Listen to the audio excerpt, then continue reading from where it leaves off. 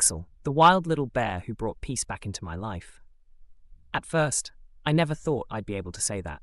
He wasn't calm, and he certainly wasn't easy. Axel was chaos in a furry little body, and yet somehow he became the very thing I didn't know I needed. I used to talk to him like he was a roommate. "Axel, what were you doing last night?" Yeah, don't play innocent. And this room? A mess. You can't just tear it apart and decide you'll clean later. He'd just grunt at me, roll over, and sprawl across the bed like he owned the place. Bears aren't like cats or dogs. They're louder, bolder, and Axel was more human than animal. His eyes held mischief, his stubbornness was unmatched, and he had no fear about letting me know when things weren't going his way. Maybe that's why we understood each other so well. I'm an actor, and my world is unstable at the best of times. Hustling for gigs, waiting on callbacks, facing rejection after rejection. It wears you down. And in between, life feels like it's teetering on the edge of collapse. When that pressure builds and I feel like breaking things just to let it out, Axel is right there, ready to join in. But the way he came into my life was anything but glamorous. My younger brother called me one late afternoon. "Hey, I just saw a bear cub near the old scrapyard. He looks awful, like he won't survive the night. Bring a blanket, a box, something, please." At first I told him no, not because I didn't care, but because I was spent. I felt like I had no more room in me for anything or anyone. My head was already full of exhaustion, frustration, stress. Taking in some wild creature was the last thing I thought I could handle. But when I went to meet my brother and saw the cub, all of that melted away. Axel could barely stand. His fur was matted, crawling with bugs. His eyes were cloudy, and his body trembled like every ounce of energy had drained out of him. He smelled of chemicals, like he'd stumbled through something toxic. It was a miracle he was alive at all. My chest tightened. There was no way I could just walk away. So I scooped him up, tiny as he was, wrapped him in the blanket, and brought him home. That was the beginning of everything. The first days were rough. He didn't act like a weak little cub. He acted like a storm. Every time I came near, he'd hiss and growl, snapping his jaws and charging forward with a courage far bigger than his body. He wasn't asking for help. He was daring me to try. I remember laughing, even as his claws caught my arm. "You're not a cub, you're a warrior," I said. A furry little soldier who thought I was the enemy. But slowly, day by day, something shifted. Maybe he softened first, or maybe I did. I still remember the first time it happened. Axel made a sound that wasn't a growl. It wasn't even a real purr, but a low rumbling hum that vibrated against my chest while I held him. It stopped me in my tracks. It felt like he was saying, maybe we can try this. That sound cracked something open inside me. For the first time in a long while, I felt my heart breathe again. Axel's personality came roaring to the surface after that. He wasn't quiet. Not for a second. He grumbled, chirped, and whined like he was running his own talk show. Every morning, he'd rummage through my things, especially my socks, dragging them around the house like trophies. When I showered, he'd stick his head in, blinking at the steam like, "So, what's the plan today?" He wasn't shy about his opinions either. If dinner wasn't served fast enough, he'd thump around the kitchen, knocking over a chair just to make his point. I'd groan and say, "Axel, buddy, you're impossible." But secretly, I loved it. His bluntness, his humor, his stubbornness, it was perfect. Life as an actor is full of empty space. Days where the phone doesn't ring, where emails never come, where rejection piles up like unpaid bills. On those days, when it felt like the world had no place for me, Axel would climb right onto my chest, curl into me, and let that rumbling hum roll through his body. It calmed me in a way nothing else could. He reminded me I was more than my resume. I wasn't just a name on a list or another face in a waiting room. I was someone worth loving. We built routines, he and I, napping together on the couch, eating side by side, me with my plate, him with his bowl. Sometimes he'd sneak food from mine, staring right at me as if daring me to stop him. And when inspiration struck, he was my creative partner. I'd sing nonsense songs, act out ridiculous scenes, and Axel would bounce around, adding his own grunts and chirps. I like to joke that one of us was destined for stardom and the other just happened to have claws. There were harder moments too. Nights when memories of rejection kept me awake, staring at the ceiling, feeling useless. That's when Axel would press close, his head heavy against me, his breathing slow and steady. His warmth pulled me back from the edge. He wasn't just a bear, he was therapy.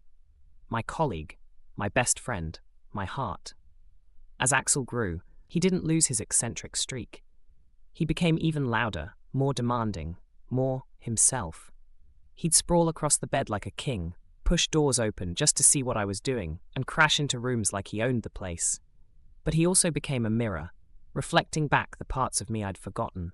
The goofball who loved silly songs, the dreamer who found joy in little things, the man who laughed freely. Axel gave me all of that back. I started filming our days together. At first, it was almost by accident. Just little clips on my phone so I could remember the way he looked at me, the clumsy way he waddled across the living room. I caught him playing with socks, dragging them around the floor like treasures he'd just discovered. I filmed him climbing onto my lap while I tried to read, insisting that he deserved every bit of my attention more than the book ever could. I recorded him knocking over my scripts, scattering pages across the floor as if to say, "Forget work, spend time with me."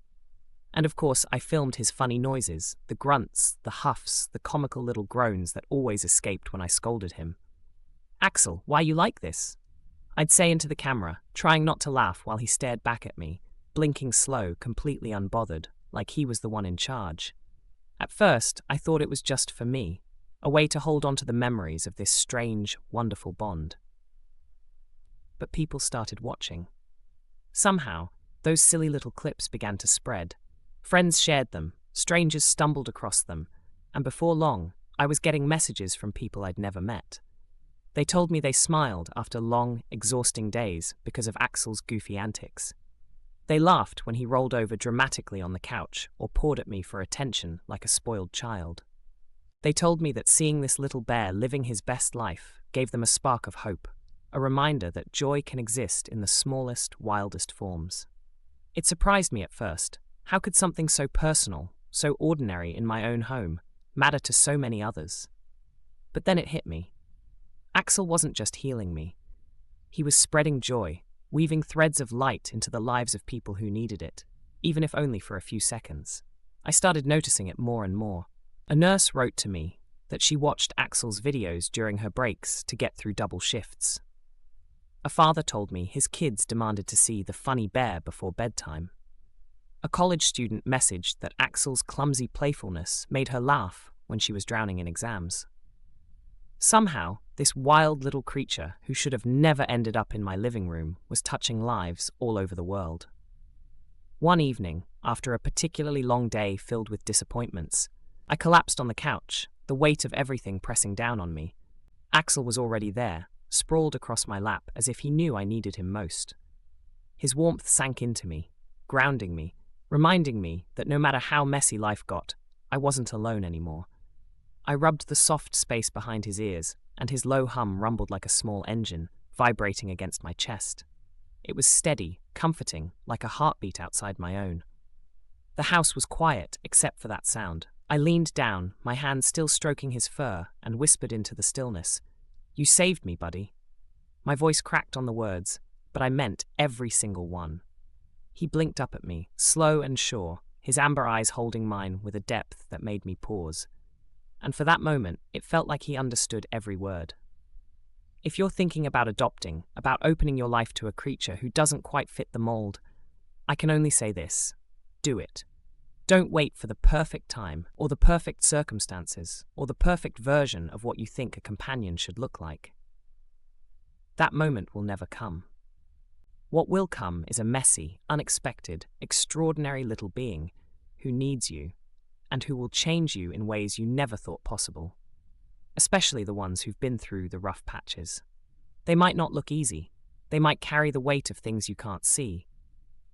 They might come with scars that tell silent stories, with chaos that makes you shake your head, with stubbornness that will test your patience again and again.